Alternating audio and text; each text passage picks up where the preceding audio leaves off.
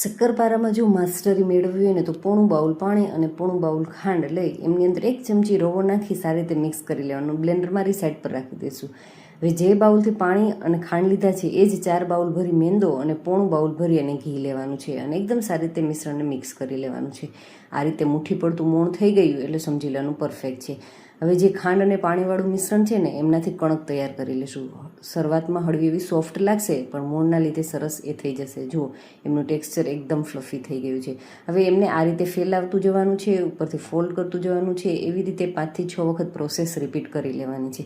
ત્યારબાદ 5 થી 7 મિનિટનો રેસ્ટ આપી દઈશું અને બસ હવે આપણે એમને વણી લઈશું. જે રીતની જાડાઈ તમને પસંદ હોય એ રીતની જાડાઈવાળા શક્કરપારા છે. જેટલા જાડા હશે ને એટલા પરફેક્ટ એમની અંદર પરતો છે ખુલશે. અને વણવાની પણ એકદમ સિમ્પલ રીત છે. બસ સ્ક્વેર કરી લેશું આ રીતે અને કટ લગાવી દેશું અને ગરમા ગરમ તેલની અંદર ફ્રાય કરી લેશું. અને તેલનું ટેમ્પરેચર કેવું રાખવાનું છે, ક્યારે ક્યારે ગેસની ફ્લેમ હાઈ, ક્યારે મીડિયમ રાખવાની છે, ક્યારે લો કરવાની છે, એ બધી જ ડિટેલમાં માહિતી છે ને આમનો ફૂલ વિડીયો છે ને એમની અંદર આપેલી છે. તો ફૂલ વિડીયોને વોચ કરવા માટે થઈ નીચે જઈ અને ક્લિક કરશો એટલે તમને ડિટેલમાં માહિતી મળી જશે. હવે આપણે એમને તેલમાં બિલકુલ જ અડવાનું નથી અને ઘણી વખત તેલમાં છૂટા પડી જતા હોય છે શક્કરપારા. એ બધાની માહિતી છે ને સરસ એવી તમને પૂરી માહિતી આપેલી છે ફૂલ વિડીયોની અંદર. તો ત્યાં જઈને વોચ કરી અને ડિટેલમાં માહિતી ચોક્કસથી મેળવી લેજો. અને હજુ પણ આપણે ઘણી બધી અવનવી વેરાયટીઓ શીખવાની છે. તો ચેનલને હજુ સુધી સબસ્ક્રાઈબ કરવાની બાકી હોય તો ચેનલને ચોક્કસથી સબસ્ક્રાઈબ કરી લેજો. તો જુઓ છે ને એકદમ ખસ્તા આપણા શક્કરપારા.